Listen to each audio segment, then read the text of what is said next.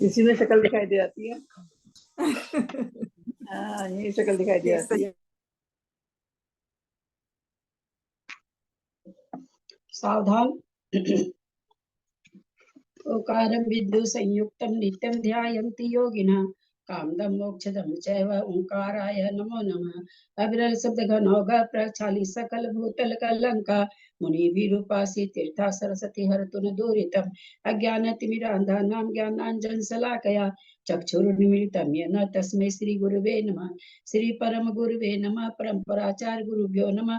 सकल कलुष विध्वंसकं श्रीशां परिवर्धकं धर्म संबंधकं भव्य जीव मन प्रतिबोधकारकम पुण्य प्रकाश पापनाशमिदं शास्त्रम श्री गोमड़सार जीव कांड नामधेयम अस्य मूल ग्रंथ कर्तार श्री सर्वज्ञ देवास्तर ग्रंथ कर्तार श्री गंधर देवा प्रतिगंधर देवा ते सांबचोनुसारता मासाद्य श्रीमत नेमि चंद्राचार्य न विरिचितम इदं शास्त्रम श्रोतार सावधान देह शृण्वन्तु। मंगलम भगवान वीरो मंगलम गौतमो गनि मंगलम कुंद कुंदाद्यो जैन धर्मोस्तु मंगलम सर्वमंगल मांगल्यम सर्वकल्याणकारकम प्रधानम सर्वधर्मानां जैनम जयतु शासनम जैनम जयतु शासनम जैनम जयतु शासनम। सरस्वती नमस्तुभ्यं वरदे कामरूपिणी विद्यारंभं करिष्यामि सिद्धिर्भवतु मे सदा। द्वादशक जिनवानी माता की जय। परम मांगलिक ग्रंथ गोमटसार जी जीव कांड जी की जय। नेमी चंद्र आचार्य की जय।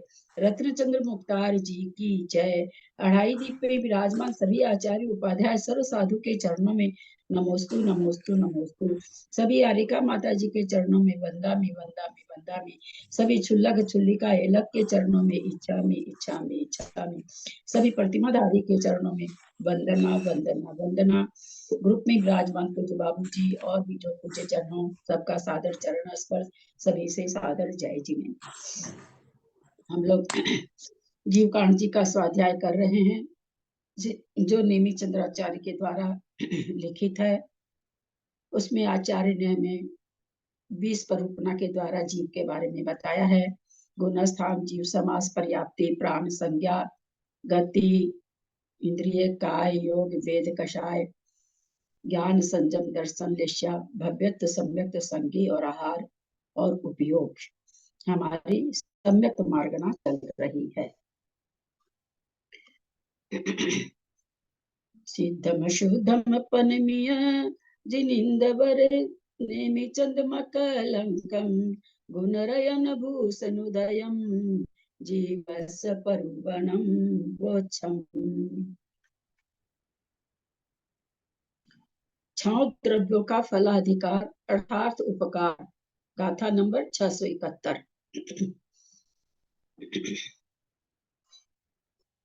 605 गाथा नंबर 605। हाँ 605 और कुछ होती है क्या? आपने 671 बोला। साधन भूदम पुहोदिदम मतियम वत्तन क्रिया साहन भूदो नियमेन कालोदु गदिठानो गह क्रिया साधन भूदम पुहोदिदम मतियम वत्तन क्रिया साहन भूदो नियमेन कालोदु अन्नो नुन वयारे नय जीवा वट्टन्ति पुगलानि पुनो। संस्कृत भी हो गया था, पाठ भी हो गया था, संस्कृत भी हो गया था इसका।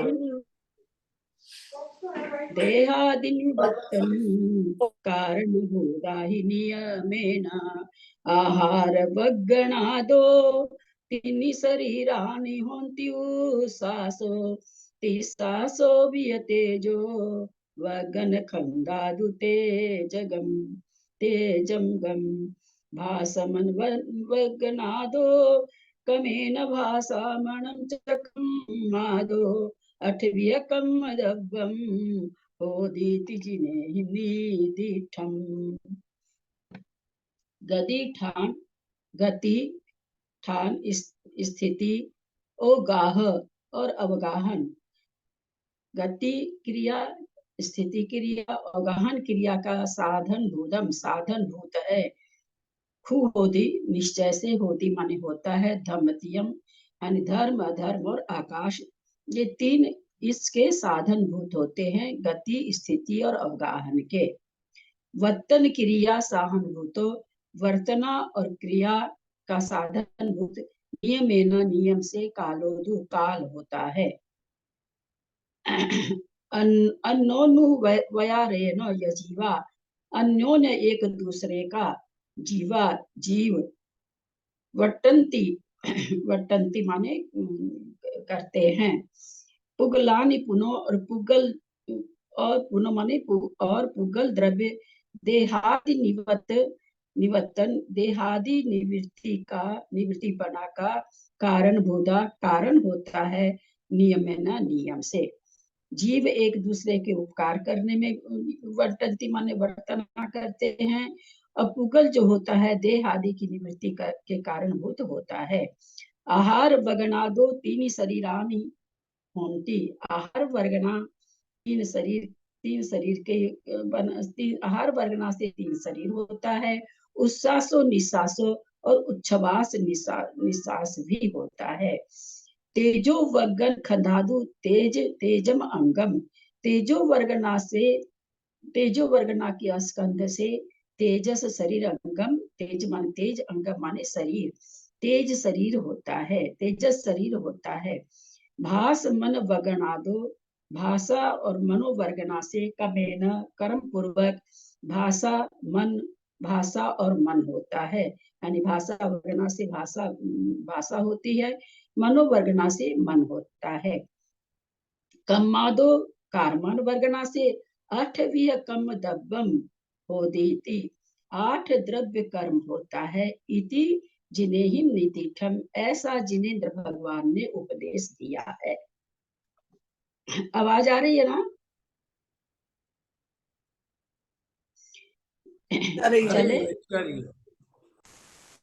आगे चलते हैं। किसी को कुछ पूछना हो तो पूछ लीजिएगा।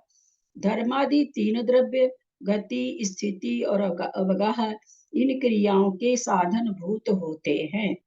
वर्तना क्रिया का साधन भूत नियम से काल द्रव्य है। जीव परस्पर एक दूसरे का उपकार करते हैं, और पुद्गल द्रव्य नियम से शरीर आदि की रचना का कारणभूत है। आहार वर्गना से 3 शरीर और श्वासोच्छ्वास बनते हैं। तेजो वर्गना रूप स्कंध से तेजस शरीर बनता है। भाषा वर्गना से वचन, मनोवर्गना से द्रव्य मन की रचना होती है। कर्मण वर्गनाओं से 8 प्रकार के कर्म बंधते हैं। इस प्रकार जिन श्रुत केवली के द्वारा कहा गया है। गाथा 567 व 568 में उनके विशेषार्थ में धर्म द्रव्य, अधर्म द्रव्य, आकाश द्रव्य व काल द्रव्य के गति आदि उपकार का कथन सविस्तार किया जा चुका है। स्वामी और सेवक तथा आचार्य और शिष्य इत्यादि रूप से वर्तना करना परस्पर उपग्रह है। स्वामी तो धन आदि देकर सेवक का उपकार करता है, और सेवक हित का कथन करके अथवा अहित का निषेध करके स्वामी का उपकार करता है। आचार्य दोनों लोकों में सुखदायी उपदेश द्वारा अथवा उस उपदेशानुसार क्रिया में लगाकर शिष्यों का उपकार करता है, और शिष्य भी आचार्य के अनुकूल प्रवृत्ति करके आचार्य का उपकार करते हैं, अथवा गुरु की सेवा शुश्रूषा पाद मर्दन आदि करके शिष्य भी गुरु का उपकार करते हैं। इसी प्रकार पिता पुत्र, पति पत्नी, मित्र आपस में उपकार करते हैं। पुद्गल भी जीव का उपकार करता है। कहा भी है शरीर वांग मन प्राणापान पुद्गलानाम, जीवस बहु पयारम उवयारम कुणदि पुगलम दब्बम देहम च इंद्रियानि यवानी उशासनी सासम। कार्तिक अनुप्रेक्षा से है। शरीर वचन मन और प्राणापान उच्छ्वास यह पुद्गलों का उपकार है। पुद्गल द्रव्य जीव का बहुत तरह से उपकार करता है। शरीर बनाता है, इंद्रिय बनाता है, वचन बनाता है और श्वासोच्छ्वास बनाता है। गाथा 594 595 के विशेषार्थ में पुद्गल की 23 वर्गनाओं के कथन में यह बतलाया जा चुका है कि आहार वर्गनाओं से औदारिक, वैक्रियक व आहारक इन 3 शरीरों की रचना होती है। तेजस वर्गना से तेजस शरीर की, भाषा वर्गना से वचन की, मनोवर्गना से मन की और कर्म वर्गनाओं से 8 प्रकार के कर्मों की तथा कार्मन शरीर की निष्पत्ति होती है। ये 5 वर्गनाएं ही ग्राह्य वर्गना है और शेष अग्राह्य वर्गना है, क्योंकि वे जीव के द्वारा ग्रहण के अयोग्य है। आगे चल रहे हैं, समझा हुआ सब चीज है। जिस वर्गना के पुद्गल स्कंधों को ग्रहण कर 3 शरीरों की निष्पत्ति होती है, वह आहार वर्गना है। अर्थात औदारिक शरीर, वैक्रियक शरीर, आहारक शरीर के जिन द्रव्यों को ग्रहण कर औदारिक, वैक्रियक और आहारक शरीर रूप से परिणामाकर जीव परिणमन करते हैं, उन द्रव्यों की आहार द्रव्य संज्ञा है। आहार शरीर वर्गना के भीतर कुछ वर्गनाएं औदारिक शरीर के योग्य है, कुछ वर्गनाएं वैक्रियक शरीर के योग्य हैं, कुछ वर्गनाएं आहारक शरीर की योग्य हैं। इस प्रकार आहार वर्गना 3 प्रकार की है। शंका, वे 3 प्रकार की आहार वर्गनाएं क्या परस्पर समान हैं या हीनाधिक प्रदेश वाली हैं? समाधान, औदारिक शरीर द्रव्य वर्गनाएं प्रदेशार्थता की अपेक्षा सबसे स्तोक है। वैक्रियक शरीर द्रव्य वर्गनाएं प्रदेशार्थता की अपेक्षा असंख्यात गुणी है। आहारक शरीर द्रव्य वर्गनाएं प्रदेशार्थता की अपेक्षा असंख्यात गुणी है। एक ही समय में एक ही योग से आगमन योग्य वर्गनाओं की अपेक्षा से यह कथन है, क्योंकि 3 जीव के एक ही समय में एक योग संभव है। एक योग क्यों संभव है? एक समय में एक ही होगा, मन होगा तो वचन नहीं होगा, वचन होगा तो काय। आप एक जीव का कह रहे हैं ना, यहाँ ये क्या कह रहे हैं, तीनों जीव को एक ही समय में एक योग संभव है, ऐसा कह रहे हैं। ऐसा कैसे घट रहा है? क्योंकि जीव अनंत शरीर हो, चाहे आहारक हो, चाहे औदारिक हो, एक ही कोई भी शरीर का जीव हो, एक ही आहारक शरीर अगर है तो औदारिक भी है, वो वैक्रिक भी है, तो इसलिए जो है ना तीनों हो जाएंगे ना। क्यों? आहारक शरीर में औदारिक म्यूट कर लीजिए आप लोग म्यूट कर लीजिए। क्योंकि जीव अनंतानंत हैं, योग स्थान कितने हैं? असंख्यात लोक प्रमाण हैं, इसलिए एक ही योग स्थान कई जीवों में होगा ही होगा। प्रदेश तो संख्य गुणम प्राक तेजसात, तेजस शरीर से पूर्व औदारिक, वैक्रियक, आहारक इन 3 शरीरों में आगे आगे का शरीर प्रदेशों की अपेक्षा असंख्यात गुना है।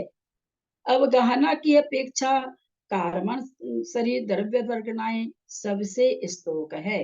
मनोद्रव्य वर्गनाएं की अवगाहना की अपेक्षा असंख्यात गुणी है। भाषा द्रव्य वर्गनाएं अवगाहना की अपेक्षा असंख्यात गुणी है। तेजस शरीर द्रव्य वर्गनाएं अवगाहना की अपेक्षा असंख्यात गुणी है। आहारक शरीर द्रव्य वर्गनाएं अवगाहना की अपेक्षा असंख्यात गुणी है। वैक्रियक शरीर की द्रव्य वर्गनाएं अवगाहना की अपेक्षा असंख्यात गुणी है। औदारिक शरीर द्रव्य वर्गनाएं अवगाहना की अपेक्षा असंख्यात गुणी है। सबसे बड़ी अवगाहना क्या हुआ? अवगाहना उसी को कहते हैं, जैसे अवगाहना की अपेक्षा कार्मण शरीर बहुत सूक्ष्म होता है ना, यद्यपि प्रदेश बहुत है। जैसे इसको हम लोग समझते हैं ना, लोहा का गोला, रुई का गोला। लोहा का गोला 1 किलो में एकदम इतना सा रहेगा, रुई का 1 बोरा भर जाता है। तो उसी तरह से अवगाहना में क्या कहलाएगा? लोहा छोटा कहलाएगा और रुई बहुत बड़ी कहलाएगी। वो चीज यहाँ समझाना चाह रहे हैं। रुई का तो कितना बड़ा हो जाएगा, इतना बड़ा बोरा हो जाएगा, और वो कितना सा होगा, 1 किलो इतना बड़ा होगा। वही चीज यहाँ कहना चाह रहे हैं। शंका, 3 शरीरों की वर्गनाएं अवगाहना के भेद से और संख्या के भेद से पृथक पृथक है, तो आहार वर्गना एक ही है, ऐसा क्यों? समाधान, नहीं, क्योंकि अग्रहण वर्गणाओं के द्वारा अंतर के अभाव की अपेक्षा इन वर्गणाओं का एकत्व का उपदेश दिया गया है। कहते हैं वर्गणा एक नहीं है, लेकिन एक क्यों कहा गया? क्योंकि आगे पीछे क्या है? अग्राह्य वर्गणा है। तो कहते हैं कि अग्रहण वर्गणाओं के द्वारा आगे भी अग्राह्य वर्गणा, फिर बीच में शरीर, फिर अग्राह्य वर्गणा। तो इनका कह रहे हैं कि भाई अग्राह्य वर्गणा के कारण ये अंतर आता है। वर्गणा तो तीनों शरीर की अलग अलग है। ऐसा नहीं कि किसी भी परमाणु से कोई भी शरीर की रचना होती है, ऐसा नहीं है। शंका, कार्बन शरीर का कोई आकार नहीं पाया जाता, अतः उसे पौद्गलिक मानना युक्त नहीं है। समाधान, नहीं, कार्बन शरीर भी पौद्गलिक है, क्योंकि उसका फल मूर्तिमान पदार्थों के संबंध से होता है। जिस प्रकार जलादि के संबंध से पकने वाले धान आदि पौद्गलिक हैं, उसी प्रकार कार्बन शरीर भी गुड़ व कांटे आदि मूर्तिमान पदार्थों के मिलने पर फल देते हैं, अतः कार्बन शरीर पौद्गलिक है। वचन दो प्रकार का है, द्रव्य वचन, भाव वचन। इनमें से भाव वचन वीर्यांतराय और मति ज्ञानावरण और श्रुत ज्ञानावरण कर्मों के क्षयोपशम से आंगोपांग नाम कर्म के निमित्त से होता है, यह पौद्गलिक है। कुछ बोल रहे हैं क्या? मैं बोल रहा था, ये कार्बन शरीर भी गुड़ और कांटे आदि मूर्तिमान पदार्थों के मिलने पर फल देते हैं, इसका मतलब नहीं समझा। अब बोला कि गुड़ है, गुड़ का स्वाद आ रहा है, कांटा का चुभने का लग रहा है, इस कारण से कार्बन शरीर के कारण से ही कहते हैं कि गुड़, हमको गुड़ मीठा लग रहा है। अगर हमारे जीभ का स्वाद अच्छा है तो गुड़ मीठा लग रहा है, तो कार्बन, हमारे कर्म वैसे हैं कि हमारे जीभ से स्वाद आ रहा है। अथवा कांटा चुभता है तो जो चुभ रहा है कांटा, तो उसका भी वेदन कहाँ से हो रहा है? कर्म के कारण से। अगर वहां पर कर्म नहीं हो, कार्बन शरीर नहीं हो, तो कांटा चुभने का पता ही नहीं चलेगा। तो कहते गुड़ व कांटे का जो मूर्तिमान द्रव्यों के मिलने पर फल देते हैं। कार्बन शरीर यद्यपि सूक्ष्म है, लेकिन किसी चीज के निमित्त से ही फल देगा, हवा में फल नहीं दे सकता है, ऐसा यहाँ पर कह रहे हैं। अंगोपांग नामकरण दीदी एक बार ये भी नहीं के समझ में आया दीदी, प्लीज ये वाला समाधान आखिरी की लाइन है ना इस पेज पे, क्योंकि अग्राह्य वर्गणाओं के द्वारा अंतर के अभाव की अपेक्षा। अब वो कह रहे हैं कि हर वर्ग आप 3 प्रकार की क्यों नहीं बता रहे हैं? औदारिक व कीड़े कहार 3 प्रकार की बताइए, या फिर कहिए कि तीनों एक ही है। सो तीनों तो एक ही है, तो बोलते नहीं, एक नहीं है, अलग अलग है तीनों वर्गना।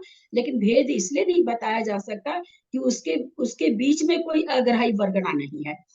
आगे जाके अग्राही वर्गना है तो वो क्या होगी? 2 अग्राही वर्गना के बीच में आने से वो एक ही तरह की वर्गना कहला रही है, ऐसा कह रहे हैं। वचन 2 प्रकार का है, द्रव्य वचन, भाव वचन। इनमें से भाव वचन वीर्यांतराय और मति ज्ञानावरण तथा श्रुत ज्ञानावरण कर्मों के क्षयोपशम और आंगोपांग नाम कर्म के निमित्त से होता है। ठीक है, भाव वचन हम लोग समझ रहे हैं, मति ज्ञान श्रुत ज्ञान होगा के क्षयोपशम से ही होगा। अगर मति ज्ञान, जिसका जैसा मति ज्ञान श्रुत ज्ञान रहता है, जिसका क्षयोपशम अच्छा रहता है, उसके भाव वचन बहुत अच्छे हो जाते हैं। और आंगोपांग नाम कर्म होगा तभी है सो ये होगा, वचन निकलेगा, जिह्वा होगी, कंठ होगा, तालु होगा, इसको आंगोपांग कहते हैं। तो के निमित्त से होगा। और क्या नाम है, सो वीर्यांतराय कर्म, अगर शक्ति होगी तो कुछ होगा, शक्ति नहीं होगी, जब बहुत सारे उपवास कर लेते हैं तो कैसी शक्ति छीन हो जाती है कि कुछ भी बोल ही नहीं पाता है। पूजा भी कोई दूसरा ही कराता है, वो बोल नहीं पाते हैं। क्योंकि पुद्गलों के अभाव में भाव वचन का सद्भाव नहीं पाया जाता। अगर पुद्गल नहीं रहे, जैसे कर्मों का क्षयोपशम नहीं हो, ये भी पुद्गल है। आंगोपांग नाम कर्म भी पुद्गल है, वीर्यांतराय कर्म भी पुद्गल है, तो ये सबको सारी चीजें पुद्गल है। तो इन पुद्गलों के कारण ही वचन की प्रवृत्ति हो पाती है। क्योंकि इस प्रकार की सामर्थ्य से युक्त क्रिया वाले आत्मा के द्वारा प्रेरित होकर पुद्गल वचन रूप से परिणमन करते हैं। भाषा वर्गना तो तमाम भरी हुई है, लेकिन वो कब वचन रूप से होती है? जब मति ज्ञानावरण श्रुति ज्ञानावरण का क्षयोपशम हो, वीर्यांतराय कर्म का क्षयोपशम हो, आंगोपांग नाम कर्म का उदय हो, तब वो भाषा वर्गना ग्रहण करके वचन रूप से वचन रूप में प्रेरित वचन रूप में बनती है या द्रव्य वचन बनती है, इसलिए द्रव्य वचन भी पौद्गलिक की है। दूसरे द्रव्य वचन श्रोत इंद्रिय का विषय है, इससे भी ज्ञात होता है कि वचन पौद्गलिक है। शंका, वचन इतर अन्य इंद्रियों का विषय क्यों नहीं है? समाधान, घ्राण इंद्रिय गंध का ग्रहण करती है, उससे रसादि की उपलब्धि नहीं होती। उसी प्रकार इतर इंद्रियों में वचन के ग्रहण करने की योग्यता नहीं है। शंका, वचन अमूर्त है? नहीं, क्योंकि वचनों का मूर्त इंद्रियों के द्वारा ग्रहण होता है। वे मूर्त भीत, भीत माने दीवार, वे मूर्त भीत आदि के द्वारा रुक जाते हैं।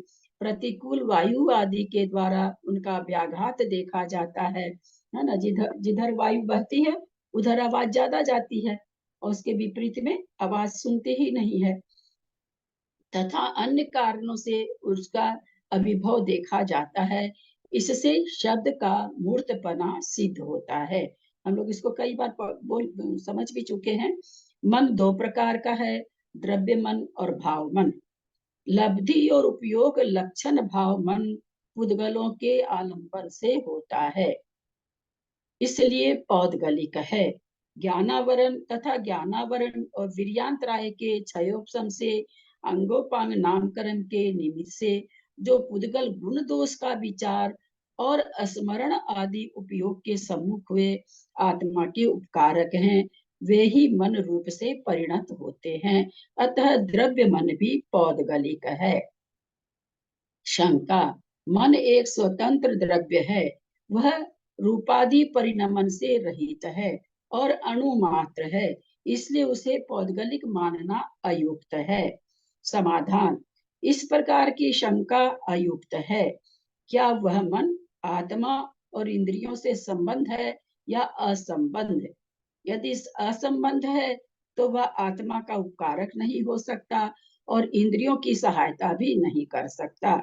यदि संबंध है तो जिस प्रदेश में वह अनुमन संबंध है उस प्रदेश को छोड़कर इतर प्रदेशों का उपकार नहीं कर सकता। अतः यह सिद्ध होता है मन अनुमात्र नहीं है, बल्कि सर्व आत्म प्रदेशों में व्याप्त होकर स्थित है। शंका, अदृष्ट नाम का एक गुण है, उसके वश से यह मन अलात चक्र के समान सर्व प्रदेशों में घूमता रहता है। समाधान, नहीं, क्योंकि अदृष्ट नाम के गुण में इस प्रकार का सामर्थ्य नहीं पाया जाता। कह रहे एक अदृष्ट नाम का गुण है जो दिखाई नहीं दे फिर भी मतलब उसका कार्य हो, तो कहते उसी के बस से यह मन अलात चक्र के समान, माने अलात चक्र से यहाँ क्या मतलब आगे देखें, कुछ लिखते हैं क्या, प्रॉपर मीनिंग हमको नहीं आ रहा है। सब प्रदेशों में घूमता रहता है। अलात चक्र बिना चलाए जो चक्र चलता है उसको कहते हैं क्या? समाधान, नहीं, क्योंकि अदृष्ट नाम के गुण में इस प्रकार का सामर्थ्य नहीं पाया जाता। यतः अमूर्त और निष्क्रिय आत्मा का अदृष्ट गुण है। किसका है ये अमूर्त और निष्क्रिय? आत्मा का कहते हैं अदृष्ट गुण है। जो आत्मा कुछ नहीं करती है और अमूर्त है, अदृष्ट गुण तो उसका है। अतः यह गुण भी निष्क्रिय है, इसलिए अन्यत्र क्रिया का आरंभ करने में असमर्थ है। देखा जाता है कि वायु नामक द्रव्य विशेष स्वयं क्रिया वाला और स्पर्श वाला होकर ही वनस्पति के परिस्पंदन में कारण होता है। उदाहरण क्या दिए? यद्यपि वायु में क्या है कि आंख से तो दिखाई देती नहीं है वायु, तो लेकिन कहते हैं ये द्रव्य क्या कैसे पता चलता है? वनस्पति को परिस्पंदन का कारण बनता है तो वायु का पता चलता है। तो कहते हैं कि वायु जिस तरह से विशेष द्रव्य क्रिया वाला स्पर्श वाला, कैसे पता चला? वो पत्तियों को स्पर्श कराया, पत्तियों को हिलाया, हिलाया तो क्रिया हुई, और छुआ तो स्पर्श हुआ, तो वनस्पति के परिस्पंदन में कारण होता है। परंतु यह अदृष्ट उससे विपरीत लक्षण वाला है।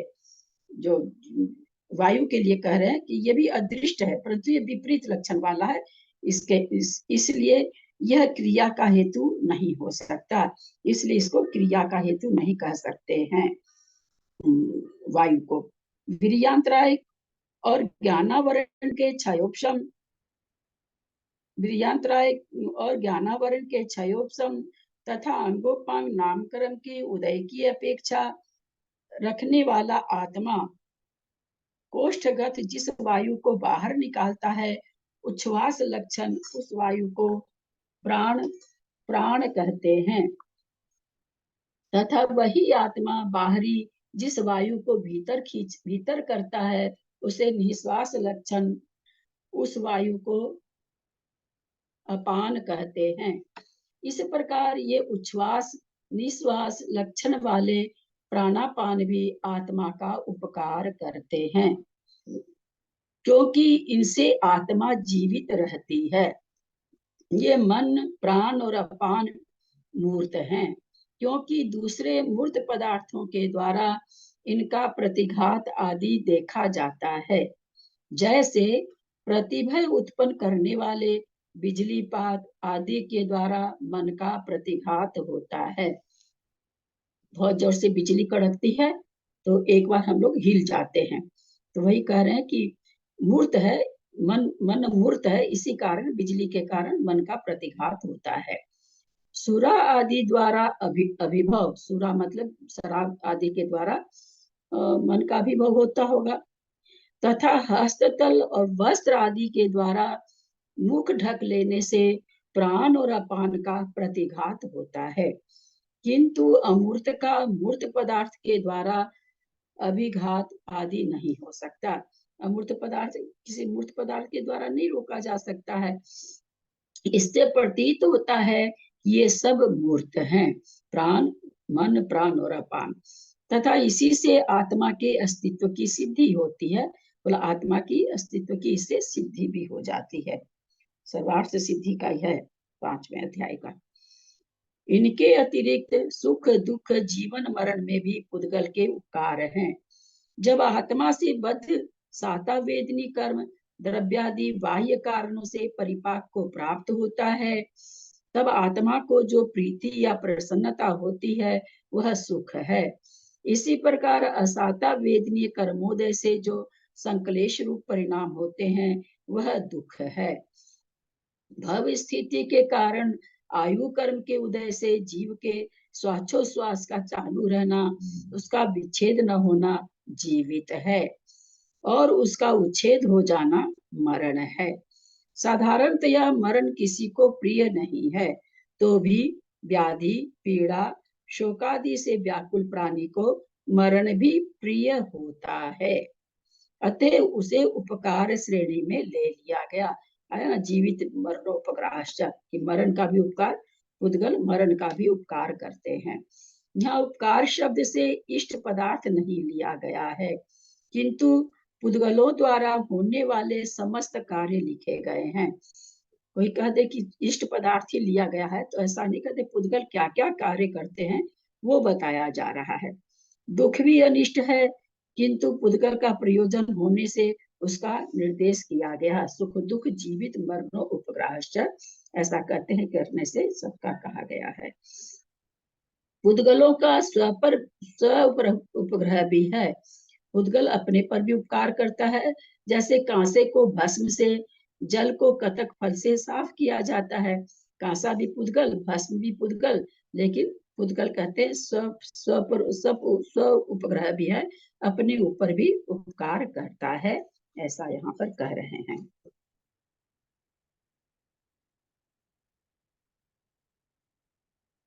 अविभागी पुद्गल परमाणु के बंध का कथन।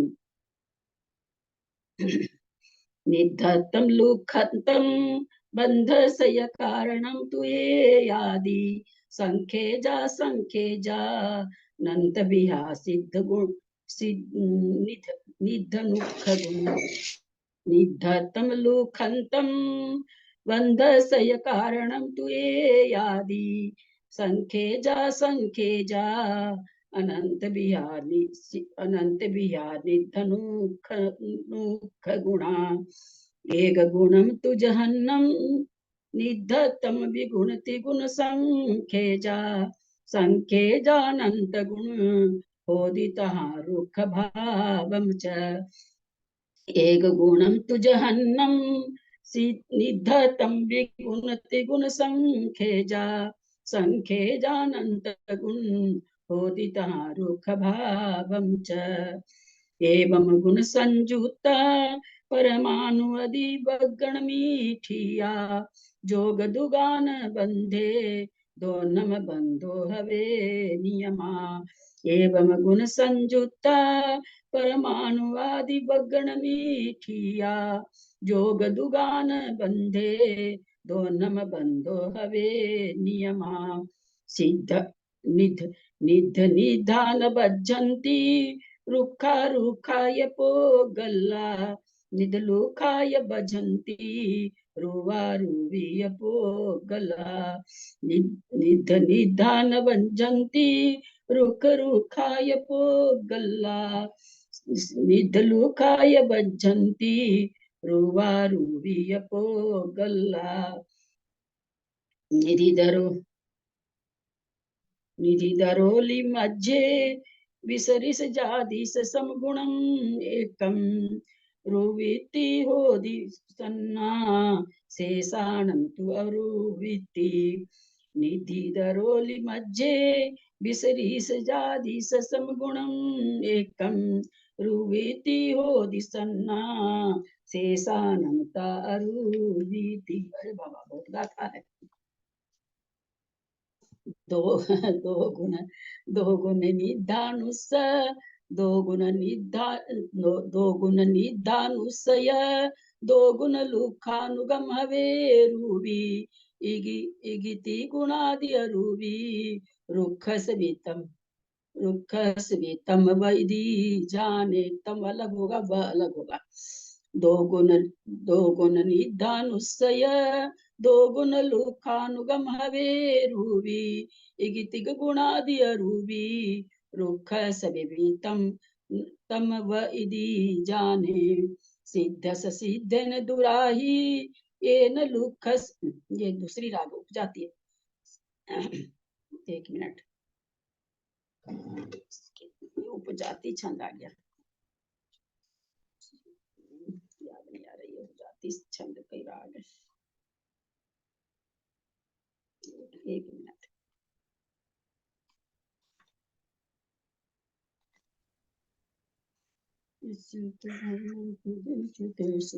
निधस निधेन सुराहियेन लुखस लुखेन दुराहियेन निधस लुखेन हवे जबंधो जहन वज्जे बिस्मे समेवा निधस निधेन दुराहियेन लुखस लुखेन दुराहियेन निधस लुखेन हवे जबंधो जहन वज्जे बिस्मे समेवा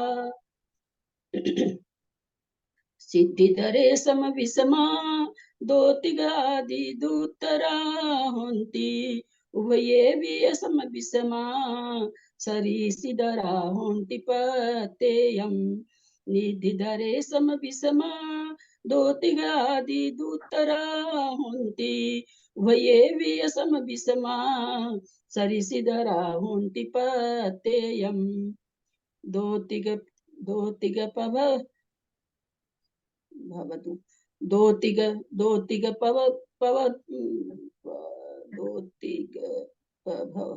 एक साथ आने का दो तिग पभव दूतर गदेशनंतर दुगान बंधो दु निधे लुख विसहावी जहन भये विसबत दो तिग पभव दूतर गदेशनंतर दुगान बंधो दु निधे लुख वितावी जहन भवे विसबत निधिधर वर गुणाणु सपर ठाणे विनिधिबंधठम बहिरंतरंग हे दुही गुणंतरम संग देदी निधिधर वर गुणाणु सपर ठाणे विनिधिबंधठम बहिरंतरंग हे दुही गुणंतरम संग देदी सिद्धिधर गुणा अहिया हीनम परिणामयन्ति बंधमी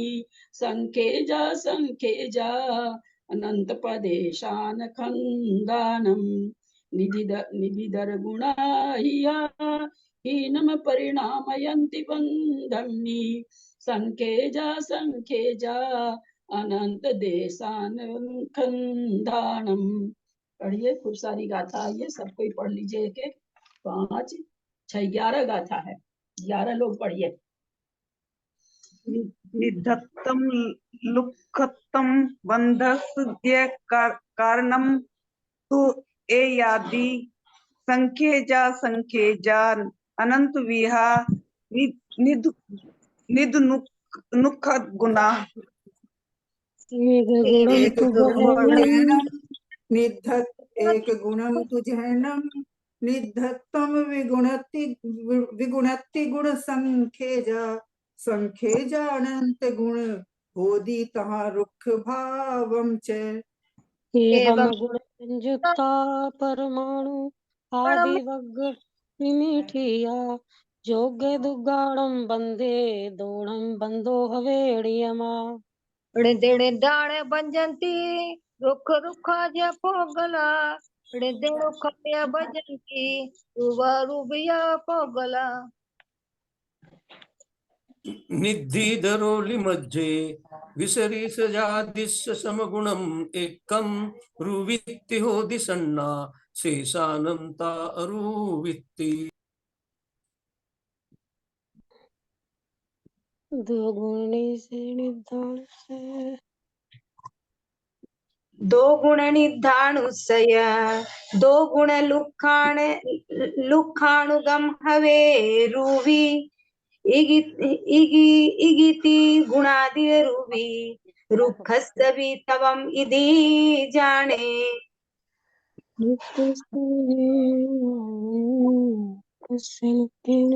निधस्त निधेन दुराहिणे लुक्खस लुक।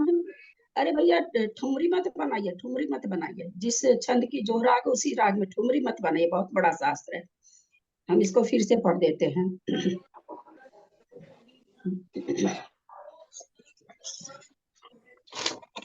बाबूजी उपजाति छंद आप तो बहुत बढ़िया पढ़ते हैं, बाबूजी आप पढ़िए। बाबूजी बाबूजी हाँ निधस्स निधेन दुराह्येण लुक्खस्य लुखेन दुराह्येण निधस्स लुखेन हवेज्ज बंधो जैन वज्जे विश्वमे समे वाम। छंद बहुत अच्छी से जानते हैं। पढ़ू दीदी। निदेश निदेन दुराहेन लुकस लोकेन निदस लोकेन हवेज बंदो जहन्न वध्य चंद्र प्रभम मेरी आवाज ही आ रही है क्या? चंद्रम द्वितीयं जगतीव कांतम वंदे अभिवंद्य महताम ऋषीन्द्रम जिनम जीत चंद्र कसाय बंधम। वही राग है बाबूजी, आप ही बहुत पहले आप मेरे को ये राग बताए थे। चलिए आगे लीजिए, और जो लोग नहीं पढ़े पढ़िए। अभी 4 गाथा और है, सबको मिल जाएगा पढ़ने के लिए। पढ़िए जो भी पढ़ना चाहते हैं। दरे सम विस्मा दो तिग आदि दो तरा होंती उभये वीय सम विस्मा सरि सिद्रा होंती पत्तेयम। पभव दूतर गदेश सन्न तरदुगान बंधोदु नित्य लुखे वितहावी जहन्नु भयेवी सब बत्थ। चलिए, और कोई पढ़ रहे हैं 2 गाथा या चले अपने लोग अर्थ करें? मैं पढ़ रहा हूँ एक गाथा। निधीधर वर गुणाणु शपरठाने विनेदि बंधट्ठम बहिरंतर गहेदुदि गुणंतरम संगदेदि। निधिधर गुणा अय्या हीणं परिणामयन्ति बन्धम्मि संख्ये जानन्त पदेशान खन्दानम्। स्निग्धत्वं वृक्षत्वं बन्धश्च कारणं तु एकादयः संख्येया संख्येयानन्तविधा स्निग्धवृक्षगुणा। एक और गुणम कोई तु नहीं है, और कोई नहीं है संस्कृत वाला।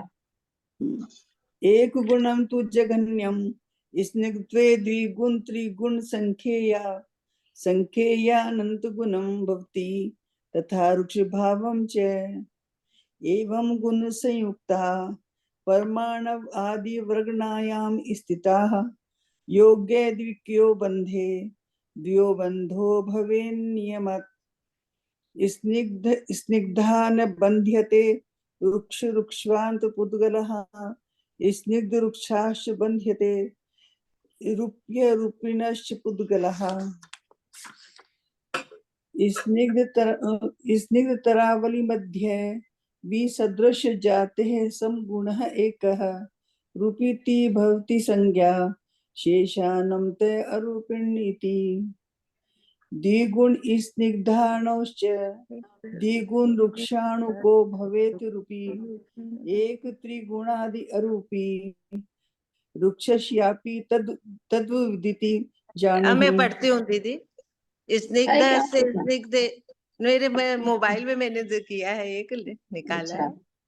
स्निग्धस्य स्निग्धेन व्याधिकेन रुक्षस्य रुक्षेण व्याधिकेन स्निग्धस्य रुक्षेण भवेद् द्वन्द्वो जघन्यवर्जे विषमे समेवा स्निग्धे तरयोः समभीष्मा द्वित्रिकादय व्युद्यतरा भवन्ति उभे अपि च संविष्मा सदृश्यतरे भवन्ति प्रत्येकम् द्वित्रिक प्रभवद् उत्तरग तेसनन्तरदि विकर्यो बन्धुस्तु स्निग्धे रुक्षेऽपि तथापि जग्न्यो भेरत्यपि सर्वत्र। हो गया? ये भी है स्निग्धे तरावर गुणानो स्वपरिस्थानेऽपि नेति बन्धार्थं बहितरंगे हेतुभिर्गुणान्तरं संगते एति स्निग्धेतर गुणा अधिका हीनं परिणामयन्ति बन्धे संख्या संख्यानान्त प्रदेशानां स्कन्धानां। हो गया दीदी? हाँ, अर्थ कर रहे हैं। 609 का था शब्दार्थ। निधत्तम स्निग्ध दुखतम रुक्ष बंधस बंध का कारणम स्निग्धता के कारण और रुक्षता के कारण बंध होता है। ए आदि एक से आदि करके संखेज असंखेज अनंत बिहा निध गुण निध नुख गुणा स्निग्ध गुण और रुक्ष गुण होते कितने हैं? तो कहते एक से आदि लेकर के संख्यात असंख्यात और अनंत प्रकार के होते हैं। बिहा माने अनंत प्रकार के होते हैं। एक गुणम तो जहन्नम एक गुण जघन्य गुण है। निधत्तम स्निग्ध का एक गुण जघन्य गुण है। और फिर कहते विगुण माने दो गुण, त्रिगुण माने तीन गुण, संख्येजा माने संख्यात, असंख्येजा माने असंख्यात, अनंत गुण माने अनंत गुण होते हैं। एक गुण तो स्निग्ध का जघन्य गुण कहलाता है और दो तीन संख्यात असंख्यात और अनंत गुण होते हैं। ताहा और रुख भावम रुक्ष में भी यानी रुख में भी एक से आदि लेकर के संख्यात असंख्यात और अनंत गुण होते हैं। एवं इस प्रकार गुण संयुक्ता गुण से संयुक्त होकर परमाणु आदि वर्ग निमिठिया आदि वर्गना में स्थित होकर परमाणु के आदि वर्गना में स्थित होकर जोग दुगानम योग जोग माने योग्य दुगानम माने दो गुण बंधे माने बंध को प्राप्त होता है।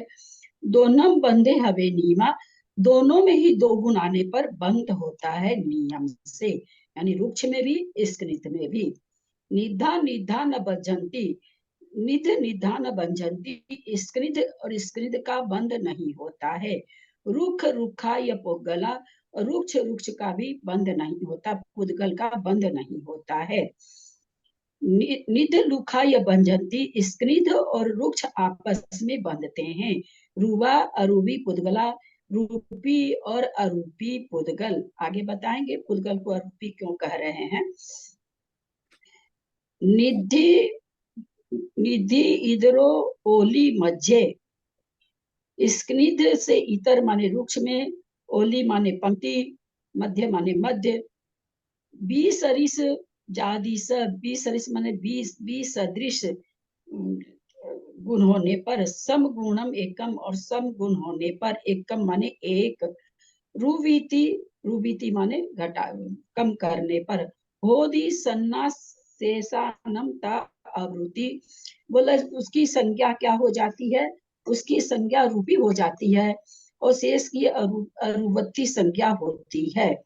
आगे आगे और बताते हैं आप लोग को कैसे, मतलब यह क्या कहना चाह रहे हैं कि विसदृश और असदृश गुण, जैसे विसरिस और समगुण किसे कहेंगे, 2 4 6 8 10 इसको कहेंगे समगुण।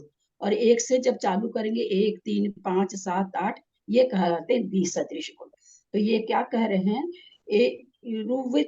रुविति होई सन्ना शेषा नाम तवृत्ति, बाकी सारे क्या कह रहे हैं कि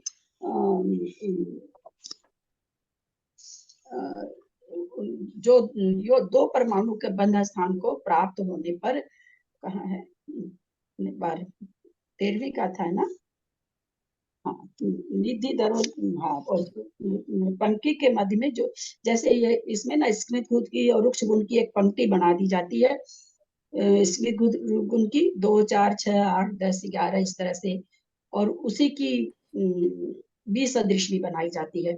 तो विसदृश कैसी बनेगी, 1 3 5 7 9 11, उसी तरह से रुक्ष की भी बनेगी 2 4 6 8 10 12 और 1 3 5 7 9 11 इस तरह से।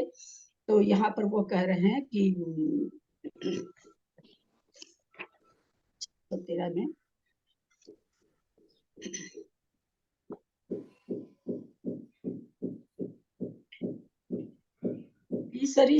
विसरिस जाति समगुण एकम रुवीति, जो समगुण है जिनका वो तो उसकी संज्ञा क्या है, रूप है, रुवीति माने रूपी संज्ञा है। और जो ऊपर आया कि पुद्गल अरूपी होता है, तो यहाँ पर कह रहे हैं जो विसदृश गुण है उसकी संज्ञा अरूपी है। गाथा में जैसे विसदृश संज्ञा 1 3 5, ये जो विसदृश संज्ञा है जिसको हम लोग अपनी भाषा में क्या कहते हैं, इवन संज्ञा, इवन अंक कहते हैं, वो यहाँ पर कहते हैं अरूपी संज्ञा है। ओड कहेंगे दीदी, इवन और ओड होएगा, 1 और 3 ओड होएगा ना, 1 3 ओड है क्या, नहीं 1 3 उल्टा बोल दिए क्या, है सम विषम, हिंदी में सम विषम कहते हैं। हाँ सम विषम कहते हैं, विसदृश सदृश आया है यहाँ पर। अब कहते हैं 2 गुण सिद्धानुसार, 2 गुण निधानुसार, हमको सीधा ही सीधा सुस्ता निधा, 2 गुण स्क्नित गुण वाले का, 2 गुण लुखानम भवे रूप, 2 गुण जो रुक्ष गुण का 2 गुण है वो कहते हैं रूबी है। उसका जो 2 गुण स्क्नित का है, 2 गुण लुखानुगम हवे हवे रूबी, उसका 2 गुण 2 रुक्ष गुण के में बंद होता है तो वह रूपी कहलाता है, रूबी रूपी कहलाता है। इगी तिग गुणादि अरूपी, 1 3 गुण आदि अरूपी है। रुखसवी तम व इति जाने, इसी तरह से तम माने रुख में भी जानो, यानी रुक्ष का भी 1 3 5 7 ये जो है गुण है वे अरूपी कहलाते हैं, 2 4 6 8 है वे रूपी कहलाते हैं। उसी तरह से स्क्नित में भी 2 4 8 10 12 14 इस तरह से कहाँ तक जाएंगे, अनंत तक जाएंगे तो वो सारे रूपी हो जाएंगे। 1 3 5 7 ये भी जहां तक अनंत के पास तक जाएंगे वहां तक। अनंत की संख्या जो सम है कि विषम है,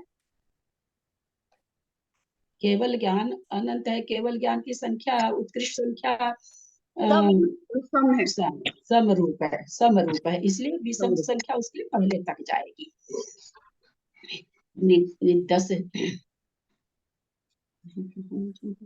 निदस निधेन दूराहियेन कहते हैं स्क्निध का स्क्निध से दूर अहिये ना दो अधिक का, है ना, दू अहिये ना माने दो अधिक का, लुखस लुखे न दू अहिये ना रुक्ष का रुख से दो अधिक का, निधस लुखे न और स्क्रिध और रुक्ष में हवेज बंद होता है।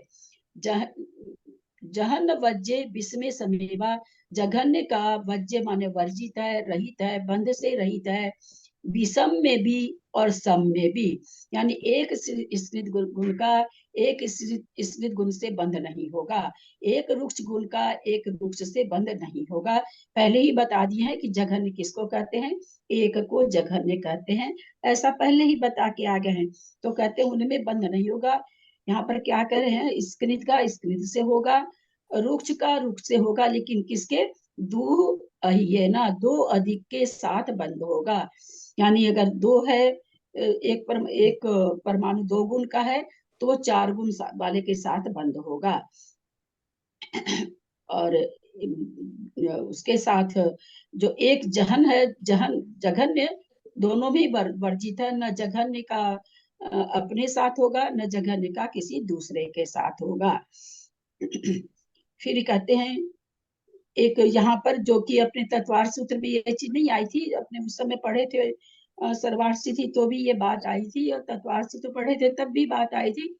दो आचार्यों का दो मत मिलता है इसमें, धवलाकार का अलग मत है और इनका निमि चंद्राचार्य का अलग से मत आता है, वीरसेनाचार्य का अलग मत है।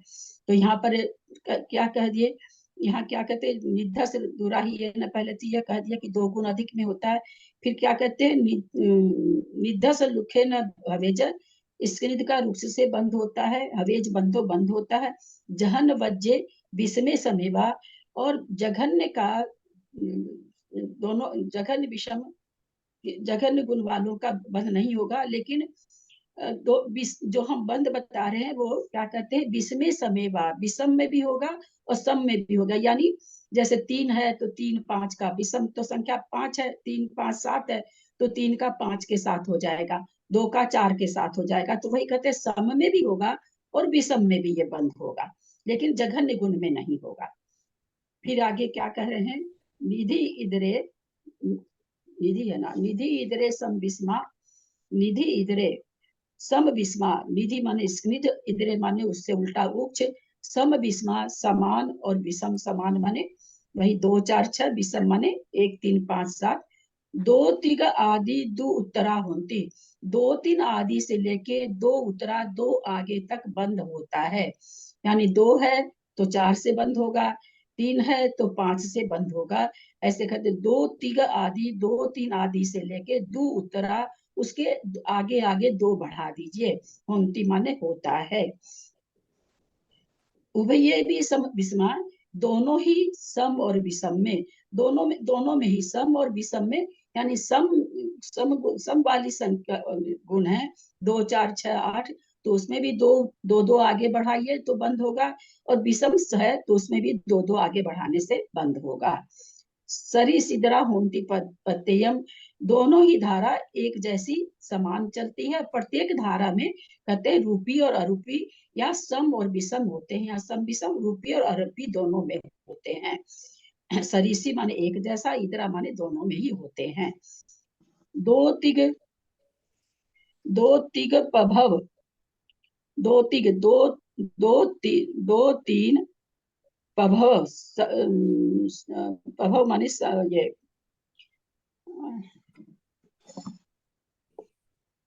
दो तिग पभव, दो अधिक क्या होगा, पभव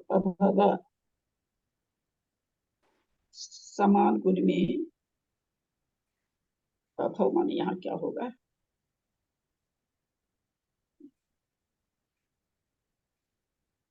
पभव नहीं पकड़ पा रहे, देखते हैं इसमें ग्रंथ में क्या है।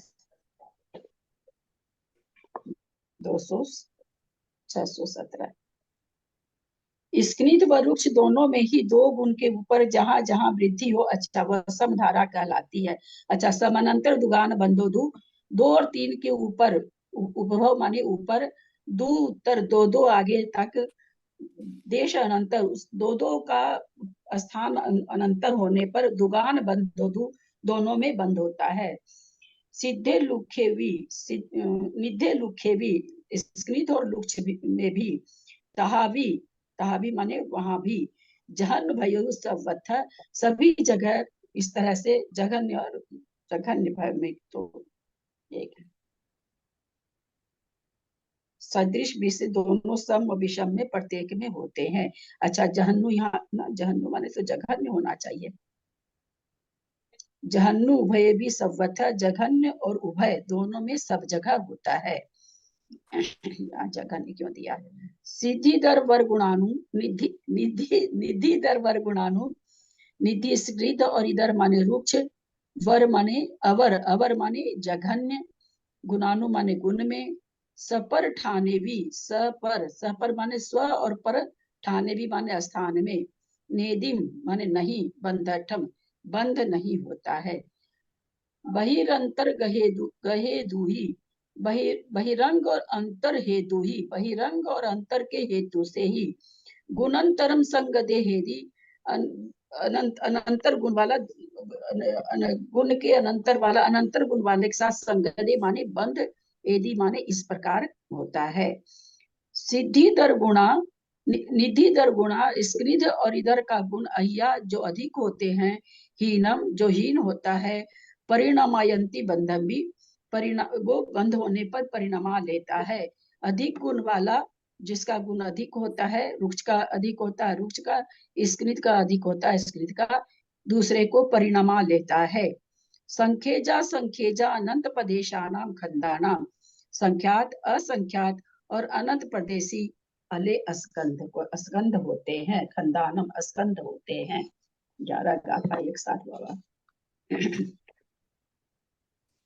स्कनिध व रुक्षत्व बंध के कारण होते हैं। स्कनिध व रुक्ष गुण के एक को आदि लेकर संख्यात असंख्यात अनंत भेद होते हैं। पहली गाथा का यह अर्थ था। स्कनिध से एक गुण से अभिप्राय जघन्य गुण कहने का है। दो द्विगुण त्रिगुण संख्यात गुण असंख्यात गुण व अनंत गुण होते हैं। इसी प्रकार रुक्षत्व के होते हैं। इस प्रकार गुण संयुक्त परमाणु प्रथम वर्गना में स्थित होते हैं। दो आदि गुण वाले परमाणु बंध के योग्य होते हैं। दो परमाणुओं का बंध होता है, कम का नहीं, ऐसा नियम है। एक का नहीं होता है, जघन्य पहले ही बता दिए। स्कनिध पुद्गलों के साथ नहीं बंधते। कौन सी कथा का अर्थ है? 612। हाँ निधान निधान बंधन, ठीक है। स्कृत पुद्गलों का स्कृत गुणों के साथ नहीं बंधते। रुक्ष पुद्गलों के साथ नहीं बंधते, किंतु सदृश समान गुण वाले और सदृश असमान गुण वाले स्कृत व रुक्ष का पुद्गल परस्पर में बंधते हैं। स्कृत और रुक्ष की पंक्तियों के मध्य जो सदृश हाँ क्या बोले? मेरा प्रश्न था, इस प्रकार गुण संयुक्त परमाणु प्रथम वर्गना में स्थित होते हैं। ये प्रथम वर्गना क्या है और ये कहाँ से आया? अनुवर्गना प्रथम वर्गना इतना जल्दी भूल गए। 23 वर्गना की पहली वर्गना अनुवर्गना है। अच्छा, उस अनुवर्गना के बारे में कह रहे हैं, ठीक है। अच्छा, परमाणु प्रथम वर्गना में स्थित होते हैं, समझ में आ गया। स्कनिध और रुक्ष की पंक्तियों के मध्य जो 20 सदृश जाति का एक समगुण है, उस परमाणु को रूपी संख्या है। वही 2 4 6 8 आगे बताएंगे भी हमको लगता है। और शेष सबकी अरूपी संज्ञा है। द्विगुण वाले स्कनिध परमाणु की अपेक्षा 2 गुण वाला रुक्ष परमाणु रूपी है, किंतु 1 गुण वाला या 3 आदि गुण वाले अरूपी हैं। इसी प्रकार रुक्ष की अपेक्षा भी जानना चाहिए। स्कनिध पुद्गल का 2 गुण अधिक स्कनिध पुद्गल से और रुक्ष पुद्गल का 2 गुण अधिक रुक्ष पुद्गल के साथ बंध होता है। देखिए 2 मान्यता यहीं पर आ गई है। यहाँ पर ये पंक्ति है, अभी ऊपर हम लोगों ने पढ़ा ना, फिर से वापस पढ़िए इसको। हाँ पढ़ा तो था, चलिए देखते हैं आगे इसमें आएगा सारा, विशेषार्थ में सारी चीज आएगी। स्क्रित पुद्गल का रुक्ष पुद्गल के साथ जघन्य गुण के अतिरिक्त विषम तथा सम गुण के रहने पर बंद होता है। यहाँ पर जो कि हम लोग उस समय भी देखे थे कि आचार्य के मत से 2 रुक्ष गुण वाला 2 स्क्रित गुण के साथ बंद हो जाएगा। वही चीज यहाँ पर आई है कि अगर विपरीत में बंद हो रहा है तो सम गुण के साथ बंद हो जाएगा। अब खुद में बंद कर रहे हैं तो 2 अधिक होना चाहिए, यहाँ पर ऐसा कह रहे हैं। दीदी 612 नंबर की गाथा में तो एकदम ही बोल दिया ना कि स्निग्ध का स्निग्ध से नहीं होता, रुक्ष का रुक्ष से। तो वो फिर आगे क्या बता रहे हैं ना, वही चीज बता रहे हैं कि 2 अधिक होने से होगा, है ना। लेकिन यहाँ पर जैसे पर लास्ट पहली गाथा को खाली कोई पहली गाथा को पढ़ ले तो उसमें लगेगा कि इसमें तो मना कर दी। तो इतनी गाथा एक साथ क्यों दी गई, इसलिए दी गई होगी एक साथ। और स्क्रित व रुक्ष दोनों में ही 2 गुण के ऊपर जहाँ 2-2 की वृद्धि हो वहां समधारा होती है, जहाँ 3 गुण के ऊपर 2-2 की वृद्धि हो वहां विषम धारा होती है। 3, 5, 7 ये सब जो 2-2 की वृद्धि है वो विषम धारा कहलाएगी। सदृश और विसदृश ये दोनों सम व विषम इनमें से प्रत्येक के होते हैं। सदृश और विसदृश दोनों में सम विषम पाए जाएंगे। स्निग्ध के 2 गुण के आगे 2-2 की वृद्धि होती है, 3 गुण के आगे 2-2 की वृद्धि होती है। उनमें 2 का अंतर होने से स्निग्ध का स्निग्ध के साथ बंद हो जाता है।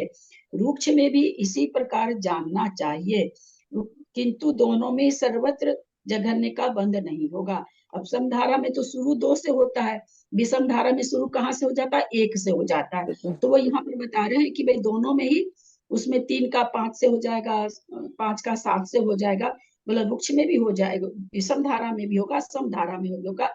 लेकिन सम धारा कहाँ से चालू होती है, 2, 4, 6 और वहां 1 से चालू हो रही। तो ये कह रहे हैं कि बस केवल जघन्य का बंद नहीं होगा, 3 का 5 से हो जाएगा। दोनों में सर्वत्र जघन्य का बंद नहीं होता। स्क्रिध व रुक्ष का जघन्य गुण वाला परमाणु स्व या पर स्थान में कहीं पर भी बंद के योग्य नहीं होता। रुक्ष स्क्रिध व जघन्य गुण वाला परमाणु अपने साथ भी बंद को नहीं प्राप्त होता कि एक स्क्रिध गुण वाला हो और 3 हो तो बंद हो जाए, या एक रुक्ष गुण वाला हो 3 रुक्ष गुण वाला हो, रुक्ष के साथ भी अन्य दूसरे के साथ बंद होगा कि एक स्क्रिध का हो और 3 रुक्ष का हो तो हो जाए, या एक रुक्ष का हो 3 स्क्रिध का हो तो हो जाए, ऐसा नहीं होता। किंतु बहिरंग व अंतरंग कारण मिलने पर गुणांतर को प्राप्त होकर बंध जाता है। यहाँ पर कोई शंका कर सकता है तो फिर तो एक गुण जघन्य वाला जो परमाणु है वो आज तक तो स्कंद बना ही नहीं होगा, आज तक बंधन को प्राप्त हुआ ही नहीं होगा अनादि काल से, और न अनंत काल में होगा। तो क्या कह रहे हैं, किंतु बहिरंग व अंतरंग कारण मिलने पर, परमाणु को भी बहिरंग या अंतरंग कारण अगर मिल जाता है तो उसका भी गुणों में अंतर आ जाता, गुणांतर हो जाता, यानी 1 से अधिक गुण वाला हो जाता है और होकर के बंध जाता है। दीदी बहिरंग और अंतरंग कारण क्या होएगा यहाँ पे? सब आएगा ना, सब आएगा इसमें, समुच्चय आ जाएगा। इतनी शंका उठाते हैं कि कुछ छोड़ते ही नहीं है। बंद होने पर स्क्रिध या रुक्ष अधिक गुण वाला हीन गुण वाले को परिणमा लेता है। ये तत्वार्थ सूत्र में है, बंधे अधिको पारिणति कौचा, है ना, उसका 5वां अध्याय में है। उस परमाणु का बिंब संख्यात परदेशी स्कंद के साथ भी हो सकता है, असंख्यात परदेशी व अनंत परदेशी स्कंदों के साथ भी हो सकता है, अथवा परमाणु का परमाणु के साथ भी बंद हो सकता है।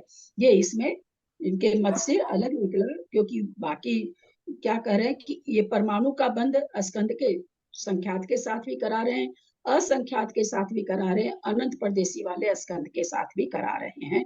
एक परमाणु का बंद और परमाणु का परमाणु के साथ भी करा रहे हैं। अब ये सारी संख्या उठाएंगे। स्क्रिध विशेषार्थ, स्क्रिध या रुक्ष गुण के कारण पुद्गल परमाणु का बंध होता है। बाह्य और अभ्यंतर कारण से जो स्नेह पर्याय उत्पन्न होती है उस पर्याय से युक्त पुद्गल स्क्रिध होता है। इसकी व्युत्पत्ति स्नेहते समेति स्कंध होती है। रूखी पर्याय से युक्त पुद्गल रुक्ष होता है। स्त्रीध पुद्गल का धर्म स्त्रीधत्व है, रुक्ष पुद्गल का धर्म रुक्षत्व है। द्वय गुण आदि लक्षण वाला जो बंध होता है वह स्त्रीध और रुक्षत्व का कार्य है। स्त्रीध और रुक्षत्व गुण वाले दो परमाणुओं का परस्पर संश्लेष लक्षण बंध होने पर द्विगुणक नामक स्कंद बनता है। इसी प्रकार संख्यात असंख्यात अनंत प्रदेश वाले स्कंद उत्पन्न होते हैं। स्त्रीध गुण के 1, 2, 3, 4 संख्यात असंख्यात और अनंत भेद होते हैं। उसी प्रकार रुक्ष गुण के भी 1, 2, 3, 4 संख्यात असंख्यात और अनंत भेद हैं। जिस प्रकार जल, बकरी के दूध, गाय, भैंस, ऊंट के दूध और घी में उत्तरोत्तर अधिक रूप से स्नेह गुण रहता है तथा पांसु, कनिका, शर्करा आदि में न्यून रूप से रुक्ष गुण रहता है, उसी प्रकार परमाणुओं में भी न्यूनाधिक रूप से स्त्रीध और रुक्ष गुण रहता है। जिस तरह से कंकड़ है, बालू है ना, चीनी है, नमक है, इसमें आपस में रुक्ष गुण अलग अलग है। तो जिस तरह दूध में घी की मात्रा अलग अलग होने से चिकना गुण अलग अलग है, वही कहते हैं उसी तरह से परमाणुओं में न्यूनाधिक रूप से स्त्रीध और रुक्ष गुण का अनुमान होता है।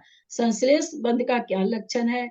जतु, लाख और काष्ठ के परस्पर संश्लेष से जो बंध होता है वह संश्लेष बंध है।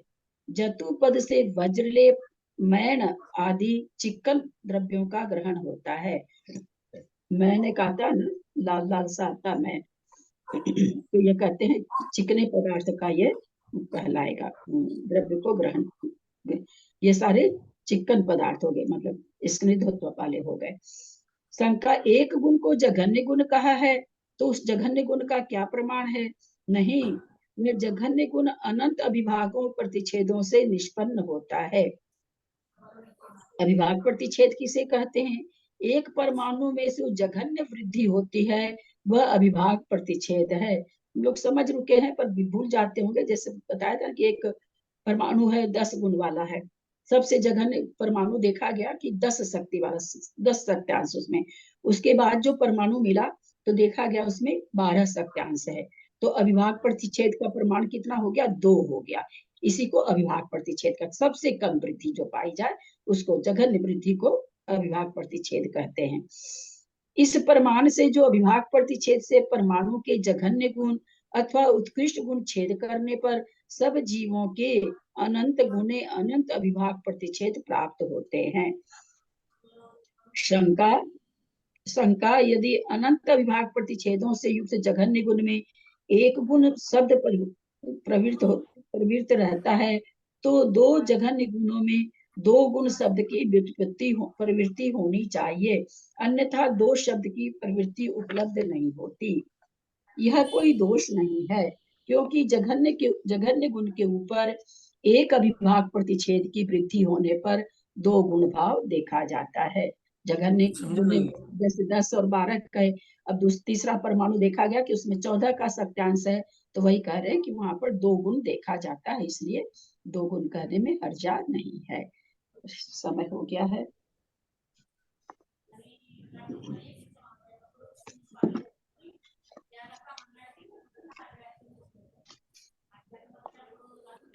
मात्र पदवाक्यहीनं मया प्रमाद्यादि किंचनोक्तं कर्मे क्षमित्वा विदधातु देवी सरस्वती केवल बोधलब्धिं। बोधि समाधि परिणाम शुद्धि स्वात्मोपलब्धि शिव सौख्य सिद्धि। चिंतामणिं चिंतितवस्तुदानि संबंधमानस ममास्तु देवी। जावानी के ज्ञान ते सुजे लोकालो जोगानी मस्तक चलो सदा दे तुम हो। हे जिनवानी भारती तो ही जपू दिन रैन, जो तेरा शरणागत है सो पावे सुख चैन। देव भजू अरहंत को गुरु से हो निर्ग्रंथ, दया धर्म पालू सदा यही मोक्ष का पद। राजसंग जिनवानी माता की जय। 9 बार नमोकार।